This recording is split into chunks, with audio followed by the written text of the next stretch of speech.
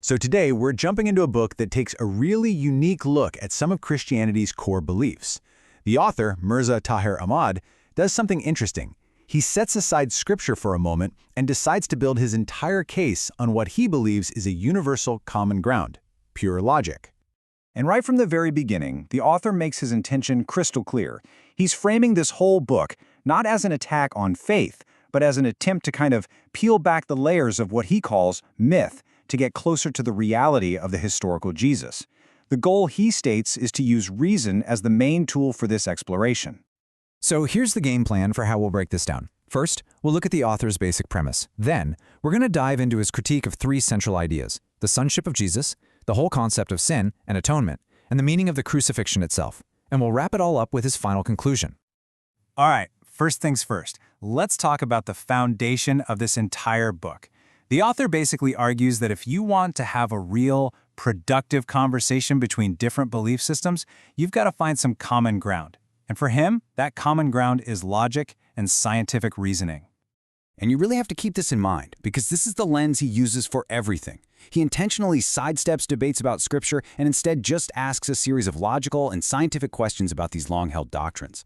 Honestly, understanding this approach is the key to understanding everything else that follows. Okay, let's get into the first big argument of the book. This is where he takes our modern understanding of biology and applies it directly to the concept of Jesus being the literal Son of God. And, well, it brings up some pretty challenging questions. So this is the central question he's tackling here. He approaches the whole idea of sonship not as some kind of metaphor, but as a literal biological event. And then he puts that idea to the test against the principles of science. So to build his case, he first needs to establish a scientific baseline for what it means to be a parent in the literal sense. And it's the basic biology we all learned in school, right? A human being is created when 23 chromosomes from a mother's ovum combine with 23 from a father's sperm.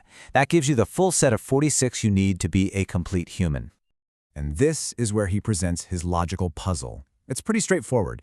If Mary, as the mother, provides her half, that's 23 chromosomes, then to create a complete human with 46, the other 23 have to come from the father. This, of course, leads to a pretty critical question. And this right here is the heart of his challenge. He argues that since God is understood as a spiritual being, not a physical one, God wouldn't have physical, human chromosomes to pass on.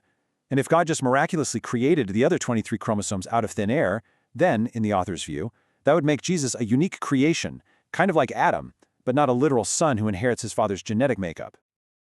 So the book basically says, okay, we're at a fork in the road. On one path, you have the supernatural explanation. But on the other, the author proposes an alternative, that Jesus' birth could be seen as a natural, though incredibly rare event, similar to something called parthenogenesis. That's just a scientific term for a virgin birth, a process we actually see happen in other species. For the author, things we call miracles aren't necessarily unnatural. They might just be the laws of nature working in ways we don't fully understand yet. Okay, so we've talked biology. Now let's switch gears to philosophy.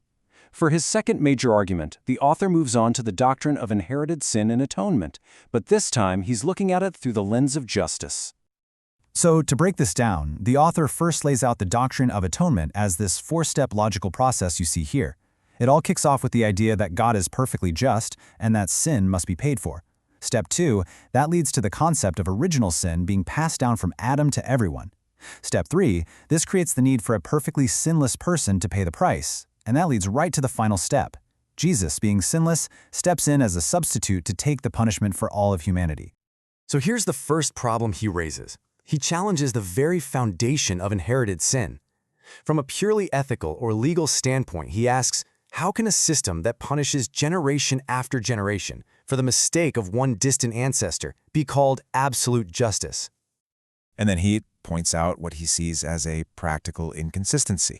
He says, look, the Bible lays out specific punishments for Adam's sin, like pain in childbirth and having to work hard for your food. So, the author asks, if the sin that caused these things has truly been paid for, why are these consequences still happening, even for devout believers? And this really gets to the core of his critique.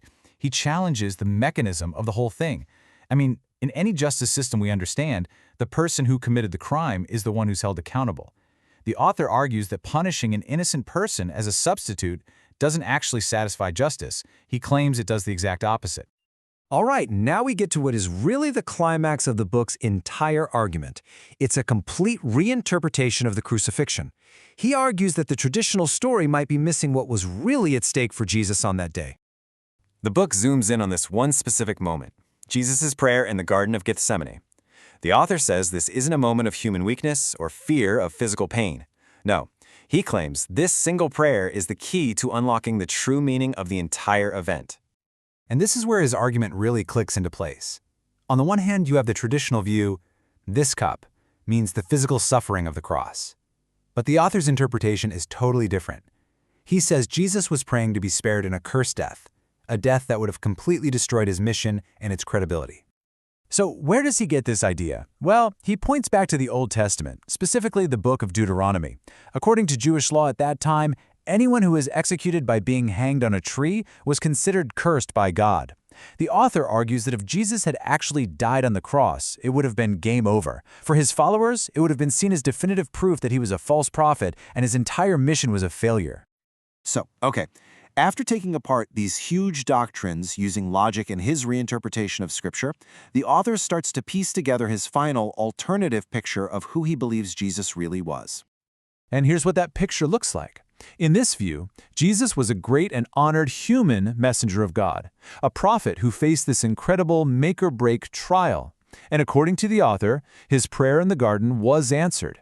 He was saved from that accursed death by surviving the crucifixion. Therefore, his ultimate victory wasn't in a sacrificial death, but in overcoming the ordeal designed to discredit him. And the book leaves us with this final, very direct challenge. The author basically puts it to the reader. You can choose to live in a world of what he calls legends and fancies, or you can choose to accept what he presents as the hard realities discovered through logic.